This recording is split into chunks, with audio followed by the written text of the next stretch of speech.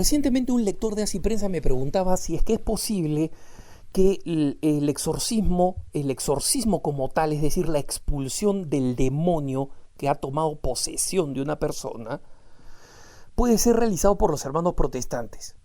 Mi respuesta es, no sé, pero esa es la mitad de mi respuesta. La otra mitad es, no creo, lo dudo seriamente. Y explico las dos mitades de mi respuesta. La primera mitad no sé, digo no sé por qué, porque existen muchas formas de influencia demoníaca, no solamente la posesión es la forma más extrema y más grave. Existen formas intermedias del acoso demoníaco, existe la tentación virulenta, existe el asedio, etc. Son formas, digamos, de acción del demonio en las personas. Y no dudo que los evangélicos, pronunciando el nombre de Jesucristo, que como dice San Pablo, que al nombre de Jesucristo toda rodilla se doble en el cielo, en la tierra y en el abismo, y toda boca proclame que Jesucristo es Señor para gloria de Dios Padre, no es raro que muchas personas se vean liberadas de algún tipo de influencia maligna por esto, porque nuestros hermanos separados aman a Jesucristo, están en la iglesia equivocada, o mejor dicho, simplemente no están en la iglesia, porque su comunidad no es una iglesia. Ellos le dicen iglesia, ¿no? Y se ofenden cuando uno les dice que no es una iglesia, pero eso es lo que creemos los católicos, y está en Dominus Jesus, no lo estoy inventando yo, ¿no? Entonces, me parece importante que nosotros comprendamos este hecho, ¿no? Es decir, que los evangélicos pueden realizar estas actividades. Pero la posesión demoníaca es algo muchísimo más grave. Y a diferencia de lo que presenta Hollywood y muchas de las películas o de las novelas, los verdaderos exorcistas, como el padre Fortea, por ejemplo, o el padre Gabriele Amorth, explican que un exorcismo requiere de muchísimas sesiones en muchos casos. Y en algunos casos, el padre Amorth, por ejemplo, Gabriele Amorth, el famoso exorcista de la diócesis de Roma, cuenta que él atiende a personas por más de 7 u 8 años, como si fuera una larguísima quimioterapia, ¿no? Me parece importante señalar este factor, porque la versión, digamos, hollywoodiana de que viene un sacerdote y el demonio se retuerce y el sacerdote le escupe un vómito verde y el sacerdote detente a Satanás y le arroja agua bendita y la persona grita y comienza a reptar por las paredes, todo ese tipo de cosas, son cuestiones bastante exageradas. Yo sugeriría muchísimo a los que quieren saber más bien cómo funciona el exorcismo, que vean una película mucho más valiosa, que es la película llamada El Rito, ¿no? The Rite, El Rito. Es una excelente película. Es una historia novelada de un verdadero exorcista, de un verdadero sacerdote exorcista que trabaja en los Estados Unidos.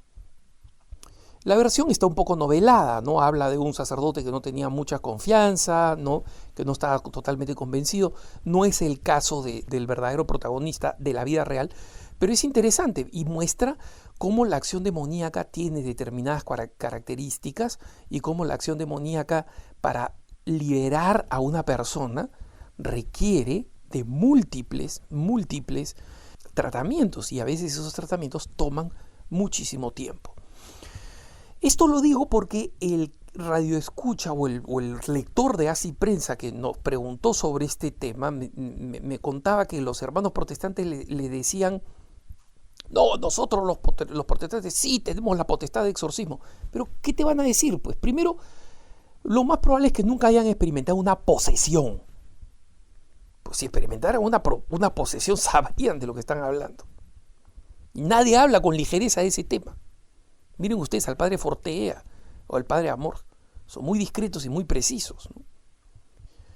Y en segundo lugar, me decía este querido lector de Así Prensa que los hermanos protestantes se burlaban. Mira, el mismo padre Amorth, ahí tú tienes a tu gran exorcista de Roma, que cuenta que en una ocasión una persona endemoniada fue presentada al Papa, el Papa le realizó un rito de exorcismo y el demonio no salió. La cabeza de tu iglesia no ha podido exorcizar, nosotros sí podemos.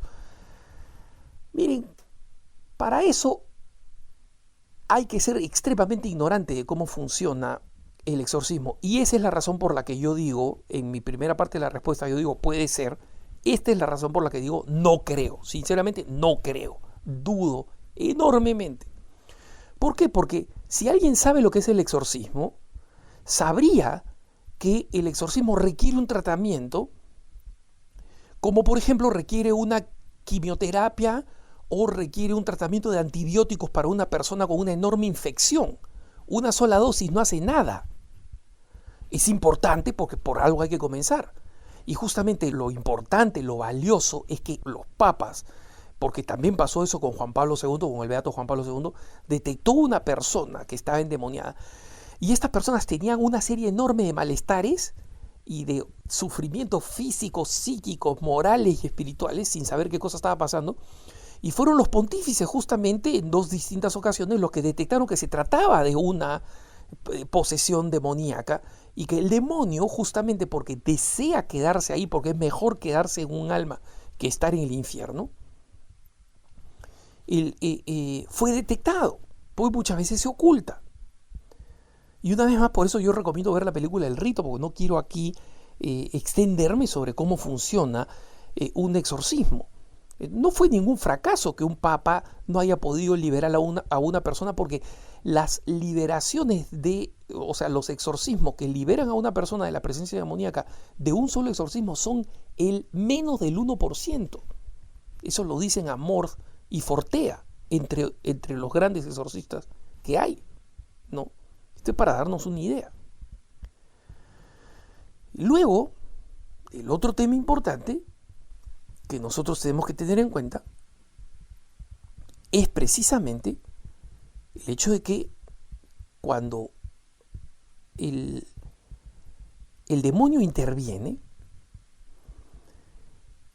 muchas veces, cuando se han dado casos de posesión, muchos evangélicos han recurrido a la Iglesia Católica a pedido de sus propios ministros, porque dicen, mira, nosotros no tenemos los rituales y no tenemos objetos como los óleos santos que tienen los católicos para realizar esto.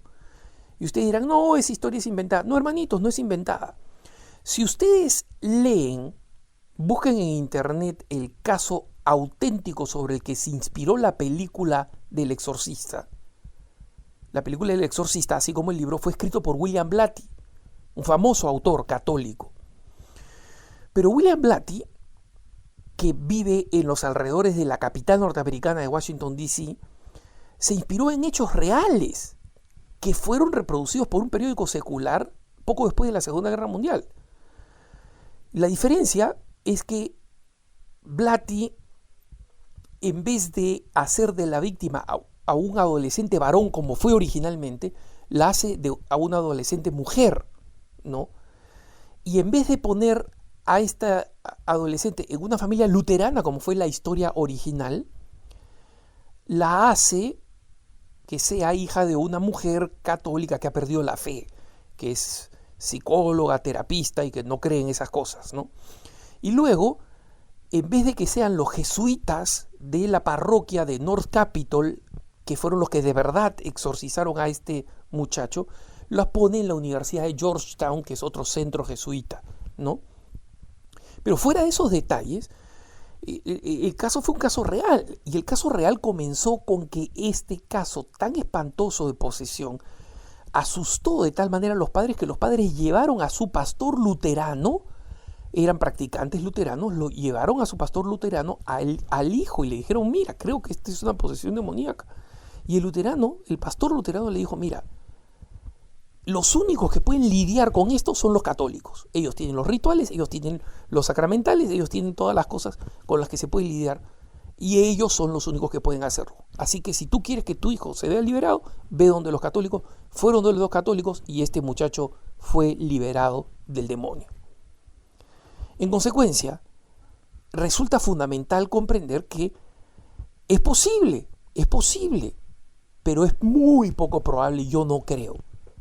Porque, en primer lugar, los evangélicos no poseen la potestad sacramental que viene con el orden sacerdotal para poder exorcizar demonios.